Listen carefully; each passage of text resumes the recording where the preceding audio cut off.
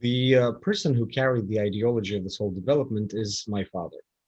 In the 80s, during the Soviet Union, he was working in the military research facility that was studying hydroacoustics. Their job was to build equipment that would be better able to find American submarines. To that purpose, they used the acoustic trail that is created by the blades of the engines of the submarines. And they were developing algorithms, how to identify what kind of submarine it is, whether it's ours, whether it's theirs, etc. And to that end, they were developing various mathematical algorithms that allow to analyze signals.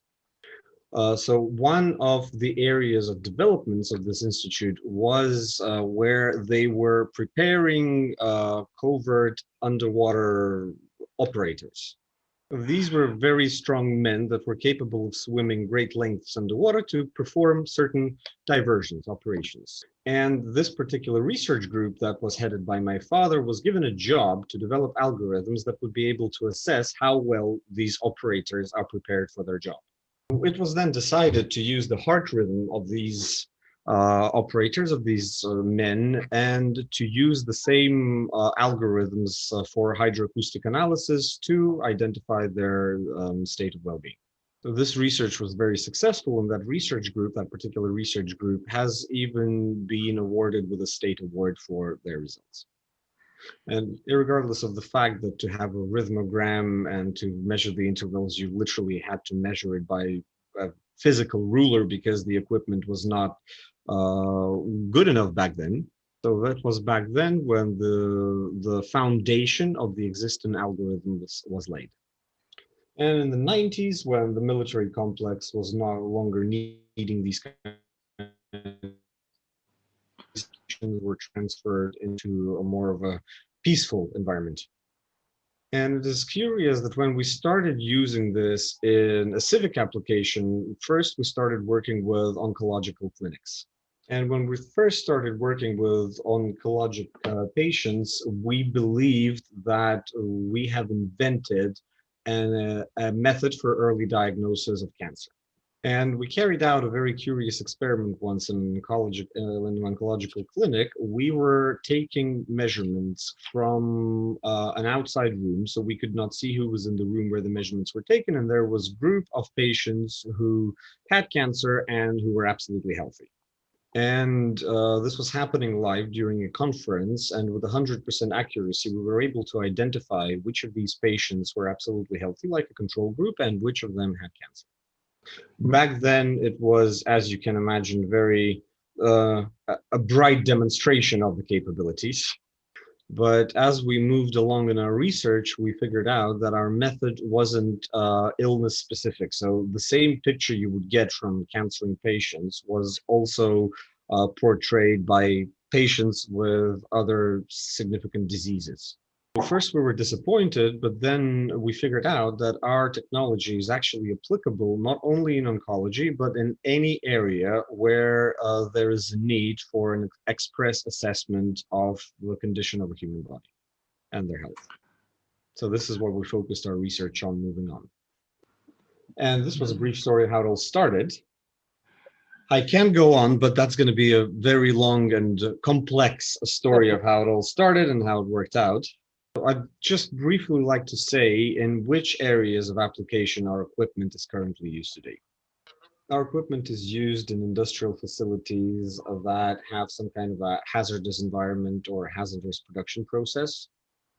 Basically in areas where lives of other people are dependent on the health state of a certain employee. So our system, for instance, in particular, is used in absolutely every single nuclear power plant in Russia. And it is actually listed as an essential piece of equipment for psychological and physiological laboratories of these particular power plants. Now, another area of application is the pre-shift assay of employees, so before they go into a shift. In many large-scale, like the largest metallurgical plants, coal mines, and other production facilities in Russia, our equipment is used to assess an employee before he begins his shift. An employee cannot start work until our equipment and our software is used to provide him with such authorization based on his health status. After implementing these kind of equipment in those particular manufacturing and production facilities, the death rate from accidents at work has reduced almost to zero. Although this has created some unwelcomed reaction from the actual employees themselves, because before we implemented this, they could come to work in inappropriate conditions. And now they know that if they do that, they would not be admitted to work. Because the existing control measures like the blood pressure monitoring or body temperature monitoring, they can be fooled because you can take a pill and your pressure is going to decrease for the duration of that measurement. Then our system cannot be fooled in that way. Another curious area of application is professional sports, and in particular soccer, football. So on all of the teams in the Russian Premier League and most of the teams in the first and the second leagues are using our equipment for continuous monitoring of the health state of their players. And because of the tremendous stress that a football player is experiencing, if you send him to a clinic for a checkup once every 6 months, there were cases, without like a consistent control whenever they play, there were cases where players would die on the field. And our technology allows to consistently monitor the athlete and predict when he may be feeling sick and use this data to adjust his training process so that this does not lead to some complications. But the biggest market for our equipment is the market where we need to assess the efficiency and the efficacy of whatever kind of a healing practice or treatment. Because our equipment allows to very quickly assess certain values and indications and give us a picture of and measure progress before and after a certain kind of treatment has been implemented. To obtain accurate results, it is very important to follow the rules of measurement and diagnosis. First of all, the heart rate measurement should be of a very high quality. The patient must be sitting. His arms should be either on an armrest or on his lap. The electrodes should be worn on his wrists. The contact area should be wetted with water. Then the patient should be instructed to sit with his back straight, be silent, and to stay still, meaning not move his wrists or his feet. It is preferable to either close his eyes or look outside the window, but not at a computer screen. During the measurement, you should not talk to the patient or ask him about anything. This is important because the psychological and emotional component will influence the result if you do. Right now, we're at the top window, we're looking at a heart rate index, and here we can see a heart rate with the low voltage of the R factor. Lynn and Sam, if you can, holding your right mouse button, move the mouse up so that we can increase the amplitudes. Although in this particular case, the heart rate monitoring result has a low amplitude, but it's still acceptable for measurement. But if you see that the R factor is lower than the T factor in your heart rate result, in that particular case, the system of measuring the R factor may be deceived and provide a wrong result, misleading result. Now, to help this algorithm work, what you could do is you could replace the left electrode from the left wrist to the left ankle. This is the so-called the second standard application. In this case, everything is okay. Let's move to the rhythmogram analysis, the middle window. In this rhythmogram with the red lines, we can see certain deviations, artifacts, or disciplines. Yeah. If there are too many red lines, then we might assume that this particular recording, this particular result is incorrect. The only situation where our algorithm is ineffective is when a person has heart rate disorder, heart rhythm disorder. When there's a heart rhythm disorder, either the system will not be able to record the rhythmogram, it will be continuously resetting it, or there will be a recorded rhythmogram, but the results will be incorrect. We need to be clear whether or not the patient has any kind of arrhythmic disorders. This is a very important chart that shows the overall reliability of the data that you have collected. You can consider the data reliable when during the whole time of the measurement, the patient's indicators were about on the same level. So here we can see an example of a rather reliable survey. When we follow all of these conditions, when we have a good quality of the heart rate, when we have no irregular heart rate on the patient, and when the reliability of the survey is good, we can start analyzing the results. As I said, if everything is recorded, if the data is recorded correctly, then the next thing we do is the analysis of integral indicators. I can briefly focus on the method that we use in their calculation. So as you know, there are certain standards for measurements of the heart rate that are used in similar kind of systems. There's the autocorrelation analysis, there's the spectral analysis, there is a whole range of different methods that are used in these algorithms. We use some of these algorithms in our software, but the cherry on the icing is that we're using some certain innovative methods in this regard. So let me tell you about the idea of the analysis that we do. Our idea is that a human being is a part of the universe, and there is a universal connection between us humans and everything that's happened. So we were trying to find certain dependencies, certain laws, certain things that would be the same in the human body and the universe. So this is, I can call it like even a divine connection. The idea is that in mathematics, in this wonderful science, there are already certain universal principles, which are a constant and the golden rule. And all of dynamic processes in nature, in the universe, they follow the exponential law. A very simple example, a cup of tea or a cup of coffee sitting on your desk loses its temperature exponentially. The number of rabbits in nature increases exponentially. The atmospheric pressure, when you go up into the mountains, it drops exponentially. This exponential influence is absolutely in every aspect of nature and life. So there is another amazing law which was discovered by Leonardo Fibonacci, the Fibonacci numbers, the Fibonacci strings. And this is the golden rule. And for example, in our body, all kinds of different proportions, they follow this golden ratio. And as you may know, the proportions of our face, our fingers, hands, arms, feet, everything follows this golden ratio. What we have assumed is that if the whole universe follows these rules, then the heart rate should also be following the rules of the exponent and of the golden ratio. And once we were analyzing the RR heart rate diagram, we were always trying to find the parameters that would be following these universal principles, these universal laws.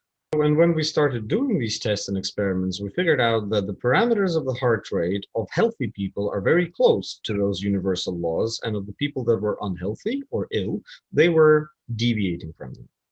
Then we just had to have a representative group of all kinds of age groups, health conditions, people of different kind.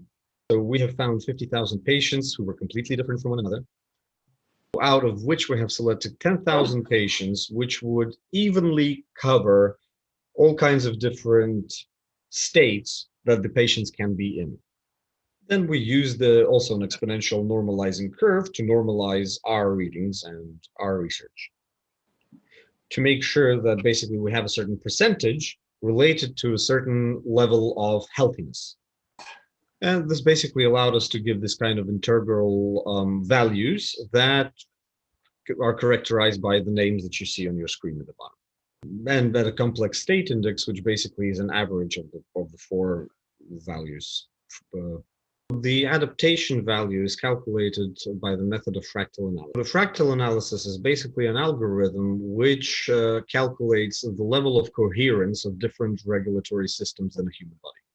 So when a body is healthy, it is performing in unity like an orchestra with a very good conductor. And that allows to play a good, beautiful melody. When a body is tired or unhealthy, that creates a certain deviation, resulting in incoherence of different When there is a lack of incoherence, there is a certain disharmony in the if we relate it to sound. And this level of coherence, it basically identifies the dotational capacities of a human body, meaning its capability to well, not fight, but to push against some internal or external factors that may influence it. Its consistency, its resistance, and this is the factor that we call adaptation. And at the bottom, we can see the so-called biological age, which is calculated based on the fractal analysis. And you can see a curve which we called a gerontological curve, and it has two exponentials, and a raising exponential and a reducing exponential. With the blue, we can see a best case scenario, perfect case scenario curve, and the red shows us the particular patient's conditions. So we talked about A, let's talk about B, vegetative regulation. All right, let's quickly go to the third tab then. So the things that you see on this tab and the previous tab are the results of standardized algorithm. As you remember, I told you we use standardized algorithms and we use our own new algorithms. So these two things are standardized algorithms. Just these two tabs, these are the only two tabs which are basically following the accepted and the industry used methods of variative analysis. So let's look at the histogram, top left window. The histogram shows distribution of RR integrals in terms of their duration. When normal, the histogram should have one localized maximum and have the shape of a Gauss. So basically, it's like a bell shape, some part going up, part going down, called normal distribution. If there are two localized peaks in a histogram, that this is an indicator of an irregular heart rate with that person. And the histogram should be characterized by two factors, its range and its amplitude. Now, on the right, you can see a normalized histogram in the top part and abnormal histogram in the bottom part, just directly to the right of that screen. A wider range histogram is an indication of a good correlation of sympathetic and parasympathetic functions. Narrow and tall histogram is the meaning that there is a highly sympathetic state there. So the histogram is really needed for two moments: to understand the nature of the heart rate and to understand whether the system is more sympathetic or parasympathetic. And the stress index that you can see on the left is calculated by the correlation of the range and the amplitude of the histogram. It's a very simple statistic index that is calculated in these kind of systems. At the bottom, we can see a scatogram. It's a two-dimensional representation if you would imagine as looking at the histogram from the top down.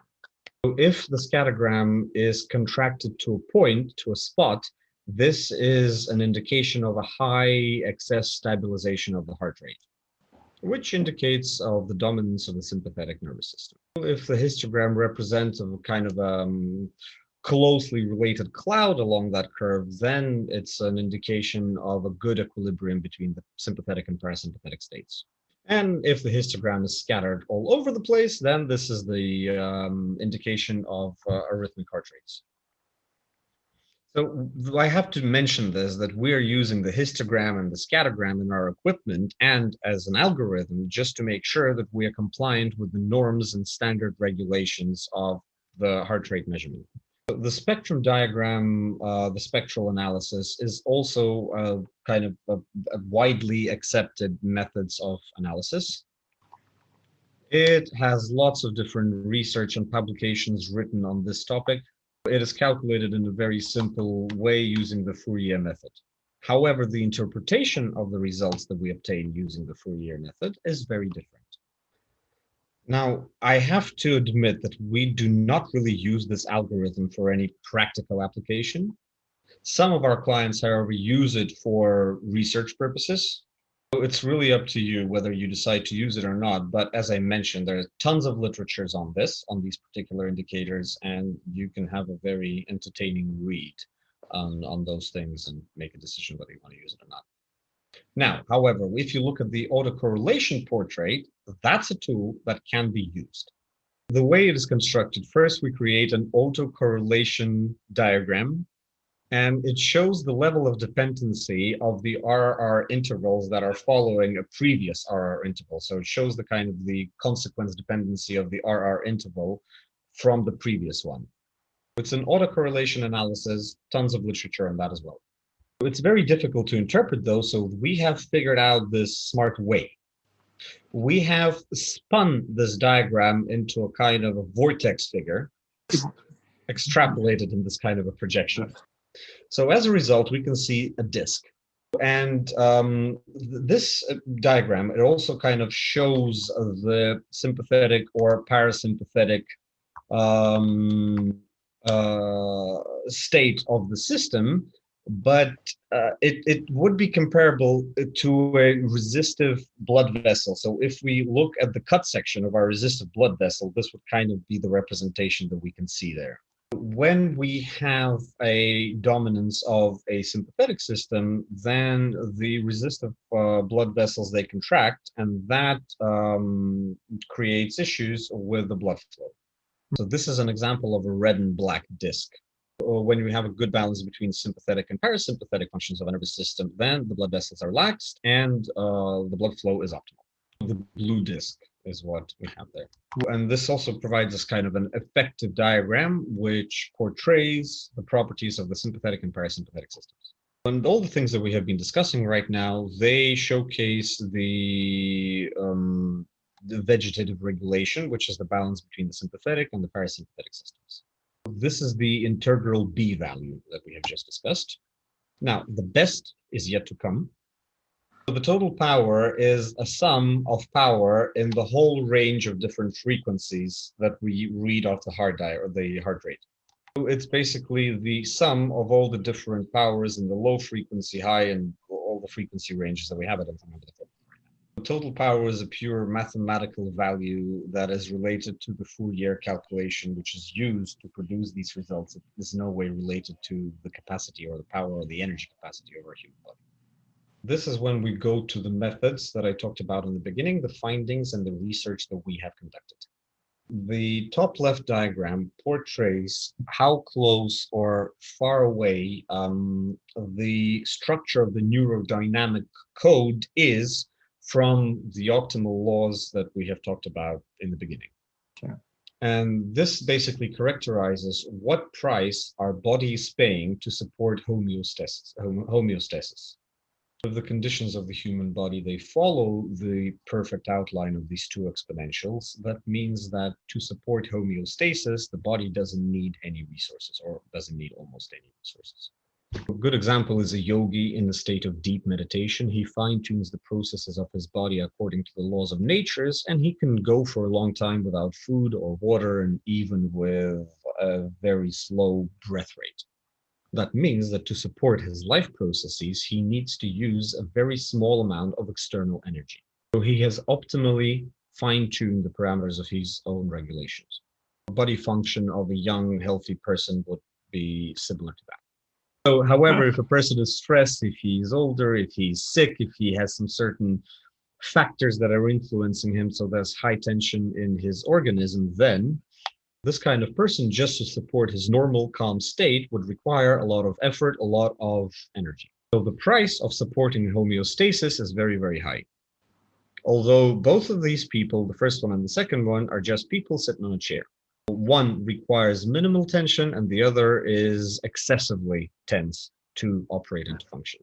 Another good example is a very well experienced car mechanic, by just listening to how the engine works, can identify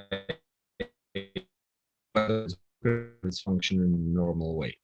At normal RPM, a fine-tuned engine works very consistently, and an engine that is old, that hasn't been well maintained, that has been run for a very long time, even at neutral RPM, would be working with deviations and fluctuations. This is the difference basically between a healthy and an ill person in a regular state, in a normal state. At the bottom, we can see something that's called an energy pyramid. It talks about the storage, the energy that we are storing in our organism, the energy resources that are available to us. So this pyramid showcases the so-called energy capacity of our organism. So capacity means the capability to accumulate and to utilize this energy, same like a battery. A good battery takes a long time to charge, but it also takes a very long time to deplete. A low capacity battery charges up very, very fast, but it also depletes very, very quickly. A healthy person accumulates energy over time, but he depletes his energy resources over time as well. There is no need to immediately kind of have the surge of extra energy in his body.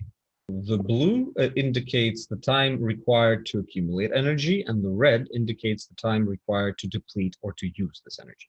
And we can see on the right the different examples of the energy pyramids. On the top left is the optimal energy balance when our battery is of high capacity, it can store a lot of energy, and on the right we can see a completely depleted battery where there is no pyramid that outlines it.